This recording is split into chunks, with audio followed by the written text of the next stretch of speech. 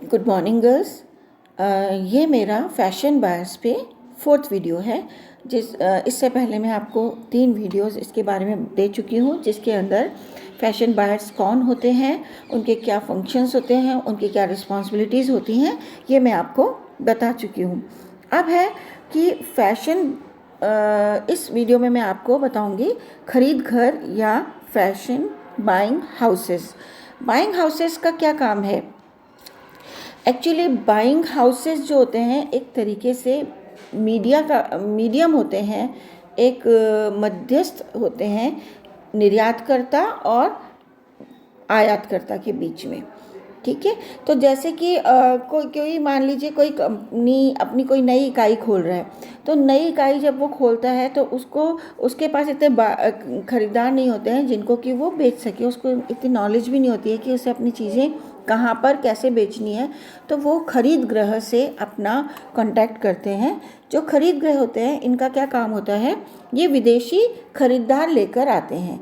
इनका विदेशी कंपनियों से भी कांटेक्ट होता है, जो कि इनका सामान हमारे देश से अगर मान लीजिए कोई खरीदना चाह रहा है सामान, मान लीजिए कोई कंपनी है जिसने नया प्रोजेक्ट डाला है और वो कोट बना रही है, तो अब उसके पास ख़रीदार नहीं है, उसको विदेशों में अपना सामान भेजना है, लेकिन उसको कॉन्टैक्ट्स नहीं है, उसको पता नहीं है कि मैं अपने विदेशों में सामान कैसे बेच सकता हूँ, उसके पास कोई प्रोसीजर नहीं है, उसको आइडिया नहीं है, तो वो खरीद गृह से अपना कांटेक्ट करता है। खरीद गृह क्या करते हैं कि अपना कमीशन लेते हैं उनका प्रोडक्ट बिकवाने के लिए, और वो वहाँ से जब दूसरी कंट्री का कोई व्यक्ति है, कोई कंपनी है जो यहाँ से कोट खरीदना चाह रही है, तो वो उन दोनों का आपस में कांटेक्ट कराते हैं, उनको ऑर्डर दिलवाते हैं। और क्योंकि बाहर से विदेश से जो आएगा उसे उस देश के बारे में कोई जानकारी नहीं होती है, तो वो भी खरीद गृह से कांटेक्ट करता है, और खरीद गृह जो होते हैं उनको वो सामान देते हैं और उनको बताते हैं कि कौन सी कंपनी हमारी ये सैम्पल्स हैं, उनके ये रेट्स होंगे, ये क्वालिटीज़ होंगी। तो इस तरीके से आपस में दोनों के बीच में वो एक मध्यस्थ का काम करते हैं और उनको वो सामान उचित रेट पर और उचित प्रकार से दिलवाते हैं। तो खरीद गृह एक तरीके से मध्यस्थ होते हैं। अब एक होती है क्रय एजेंसी और एक होते हैं खरीद गृह।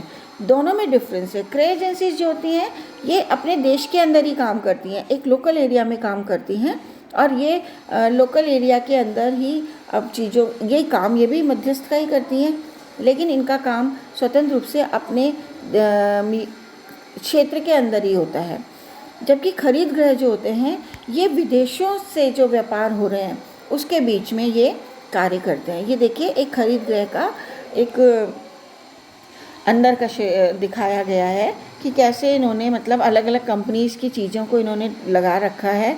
इनके लोग होते हैं जो कि देखते हैं, जैसा ही ऑर्डर आता है उस हिसाब से सैंपल्स दिखाते हैं, और उनको हर कंपनी वाले क्योंकि कांटेक्ट करते हैं अपनी क्या प्रोडक्ट बना रहे हैं, तो जब दूसरे विदेशी खरीदार जब उसको ख़रीदना चाहता है, इनसे कांटेक्ट करता है, तो उससे रिलेटेड जितनी भी कंपनीज़ हैं उसकी जानकारी वो उनको दे देते हैं। तो ये जो सैंपल्स लगे हुए हैं अलग अलग कंपनियों के सैंपल्स हैं।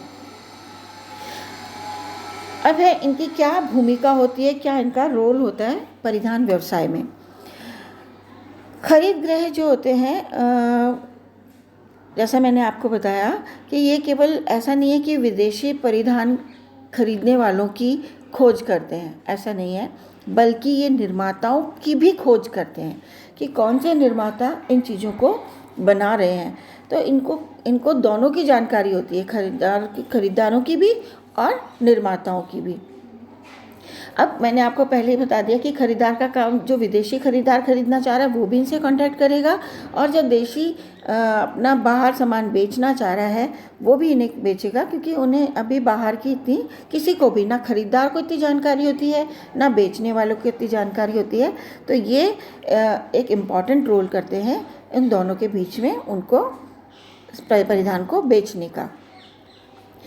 वस्त्र निर्माता भी जैसा है कि निर्यात गृह पे पूरी तरह से निर्भर होते हैं, उनसे ही उनको वहाँ से ऑर्डर्स मिलते हैं। जब वो उनको ऑर्डर मिलता है उसके आधार पर वो चीज़ें बनाते हैं।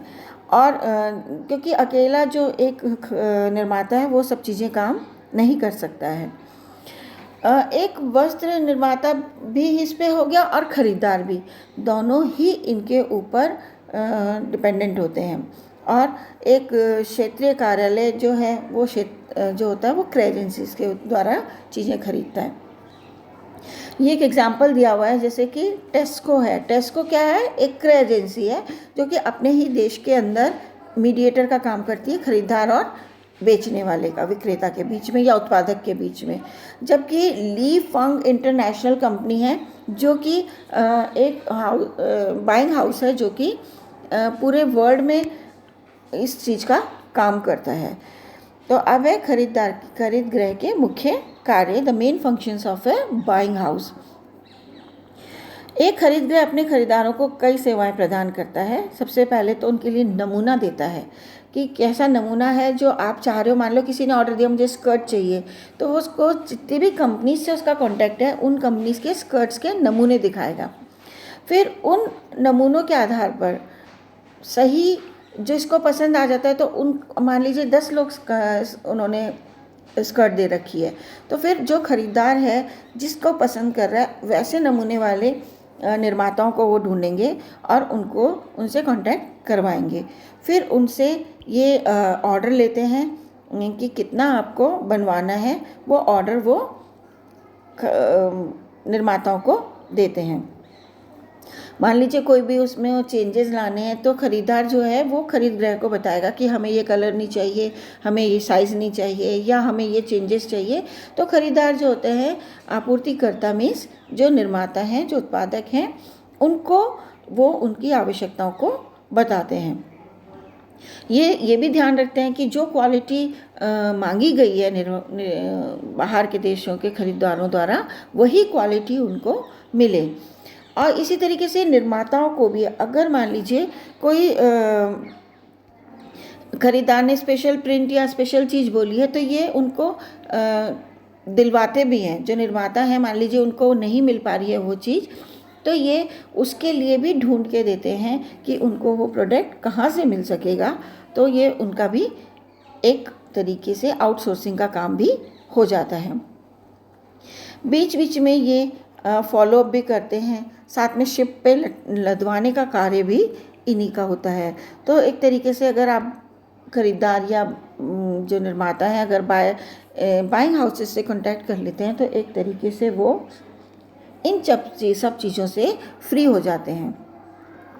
ऐसा नहीं है कि खरीद गृह केवल बड़े बड़े निर्माताओं के साथ ही काम करते हैं, बल्कि जो छोटे छोटे निर्माता हैं जिनका कहीं पे भी जानकारी नहीं है, जो किसी से भी इनके कांटेक्ट नहीं है, ये उन लोगों को भी बहुत अच्छे ऑर्डर्स दिलवाते हैं। तो इस कारण से ये खरीद गृह जो हैं बहुत ज़्यादा आजकल आगे बढ़ रहे हैं, क्योंकि ये एक दोनों को ही सक्सेसफुली आगे बढ़ाते हैं।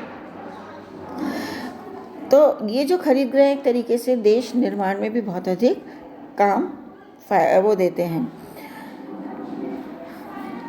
अगर इस तरीके से व्यवसाय में विपणन और वितरण दोनों हो रहे हैं, तो क्या होता है कि इन रेडीमेड जो गारमेंट हैं वो बहुत अच्छी क्वालिटी के और बहुत अच्छे तरह से वो वितरित किए जा सकते हैं, उनमें कोई प्रॉब्लम नहीं आती है। एक खरीद गृह में बहुत सारे डिपार्टमेंट्स होते हैं, उसके विभिन्न विभाग होते हैं। ऐसा नहीं है कि खरीद गृह बस एक छोटा सा ऑफिस खोल लिया और उसके अंदर ही उसमें कार्य हो रहे हैं। इनके भी बहुत अलग अलग विभाग होते हैं। जैसे कि ये देखते हैं डिज़ाइन और उत्पाद विकास। ठीक है, डिज़ाइन बन रहे हैं तो वो देखते हैं जिसने जो ऑर्डर दिया है उसमें कोई डिज़ाइन चेंजेस हैं, तो वो डिज़ाइन का चेंज करते हैं अपने कंप्यूटर पे और फिर वो निर्माता को भेजते हैं। तो एक डिज़ाइन विकास के लिए भी होती है। पैटर्न बनाने वाली भी एक विभाग होता है।